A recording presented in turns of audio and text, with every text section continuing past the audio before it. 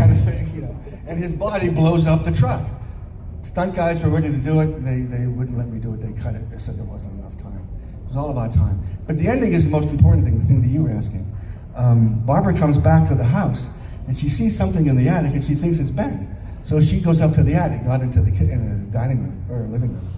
She goes up to the attic, and there's junk everywhere, and there's a full-size mirror. And she goes and she looks in the attic, and Ben peeps out from behind the full-size mirror. So in the shot, you see the mirror and Barbara's reflection in the mirror. And then you see Harry come out.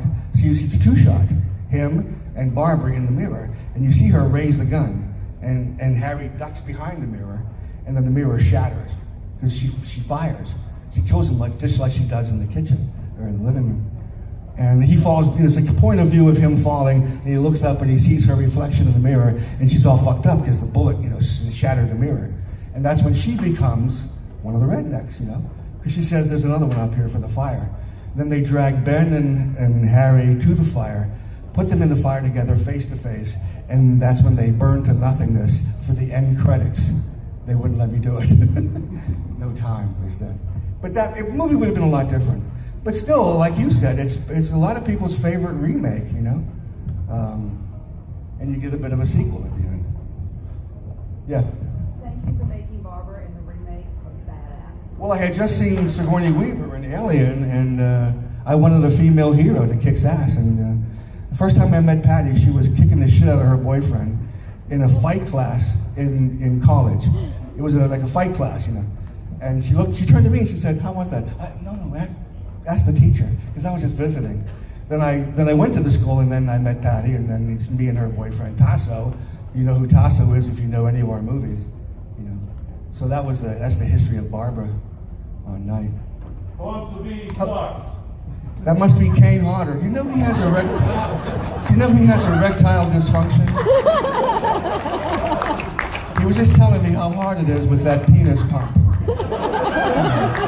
He said he presses the button and he can't get it to go. Don't believe Kane Hodder. Tom doesn't suck, he blows.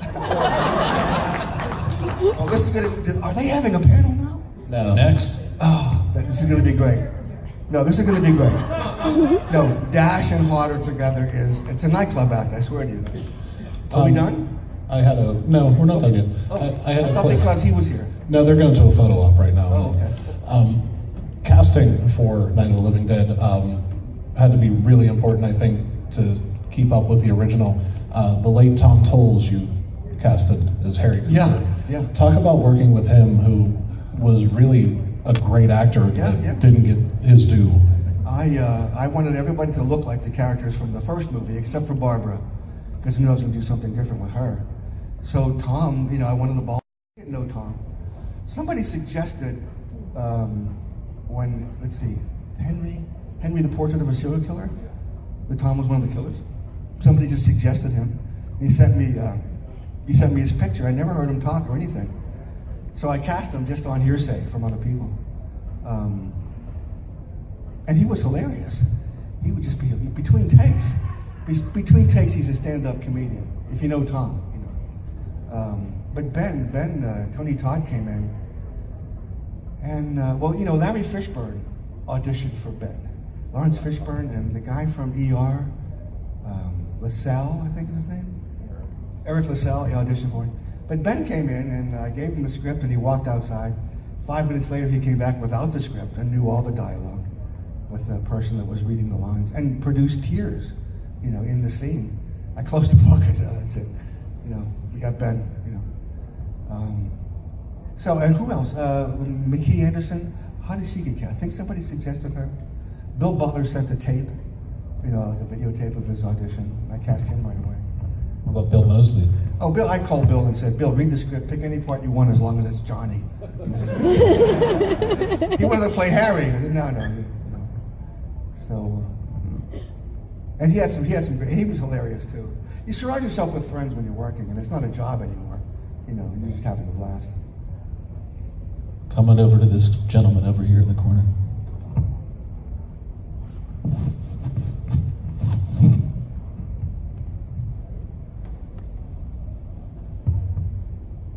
So I have a question about your movie From Dusk Till Dawn that you were in. Okay. Now, What was my name in that? What? Sex Machine. So when you also did the vampires for the movie, right? As well. No. Oh, I didn't do any effects in that movie. So for the when did they choose you? Like, why did they choose you to be in the movie? Were you? Robert Rodriguez sent me the script. Well, just my section of the script. And he wanted me to read for Frost, the character that Fred Williamson played in the movie. But I'm looking at Sex Machine and thinking, wait a minute, this is better. So I auditioned for Sex Machine and sent the tape in. And Robert said I made Quentin laugh, and that's why they cast me. But then they made Fred Williamson the Frost guy, you know. Because it's a Vietnam speech, which is probably why they wanted me to read that one. But no, I stole that, yeah. In fact, I have a picture of me and Jackie Chan. I'm in Hong Kong. Jackie Chan's got his arm around me. He's going, you know, one of these to my face. So when I walked into Dusk Till Dawn, Harvey Keitel and Robert Rodriguez and Quentin were walking out. And Robert said, "Hey, we just choreographed this great fight scene for you on the pool table. You know, it's going to be like a Jackie Chan thing." So I reached in to grab that picture and said, "Don't play with the cast. You know, between takes, stay in your trailer and go as deep in the character as possible. Because when the director calls action, it's coming from a deeper place. You know, so there's a lot of actors that do that, and some can just turn the character on when the director says action. Harvey Keitel's like that. He'll be telling a joke." In the middle of the joke, action, and it goes right into character, you know.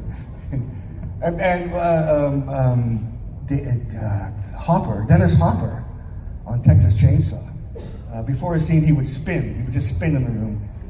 The director, Toby would say action, and he would spin. And when he stopped, the look in his eyes was like, he's fucked up, you know, which is what he wanted to achieve. So I've seen a lot of guys do stuff like that. Did you get to keep the dick gun? I took a year of begging, but I finally got the dick gun. We called it the crotch rocket. Yeah, we called it the crotch. I didn't know I was going to wear that thing until they brought it out and strapped it on me that day. We couldn't stop laughing. None of us could stop laughing. On one take, one of the cylinders fell off. Didn't affect performance though. No, but it took 6 guys to make that thing work. 2 guys made the flap go down and the thing come up, and then one guy was firing flash paper through it, and then making the thing fall and then come back up, That was the second most amount of men that around your crotch, right? What? That was the second most amount of men around your crotch. Yeah, there's video of it, and it's just hilarious. Just hilarious. It's a metal dick. I'm sitting at my table and somebody said, "How did the bullets go from the cartridges into the cylinder?" It's only a movie, right? So a lot of films that you... This is crazy. A lot of films that you have done have seen remakes. Maniac, Friday the 13th. What are your thoughts on some of those? I own Maniac, but I haven't watched. I watched the beginning. It looks damn good, and I hear it's really good. I hear the effects are tremendous. What was the other one? It was shot in first person too. Oh yeah, I noticed that. Yeah, that was pretty cool. And Friday the 13th. Oh, the last one? Oh, did you see the last one? What do you think about it, Tom? It's supposed to be a retelling of... I stopped watching them after part 5. In part 5, the fucking ashtray was Jason. His spirit kept invading things. So I stopped watching them. I think I sneaked into 10. I was watching some other movie. When you're in a mall, you can sneak into other theaters, So I sneaked in on Jason X, and, he walks into a closet and comes out as RoboCop. Wow, these are still so stupid, man. So, then the new one comes out. It's supposed to be a retelling, new imagination of the movie. And, oh man, there were lines like, "Your tits are stupendous." Who wrote that thing? Who wrote that? And then a guy drops his gun in the woods, and he actually gets down in the puddle and says, "Where are you, gun?" So I hate people that talk in movies, but me and my pals, we couldn't help it. We kept yelling, "Where are you, gun? Well, your tits are stupendous." And the whole crowd would laugh because they were with us, knowing how stupid the movie was turning out, And poor Derek Mears, he had a great makeup on, they didn't show it. They could have killed him right there in the tree head, whatever they call those things, But no, what do? They drag him 100 yards to go into the lake.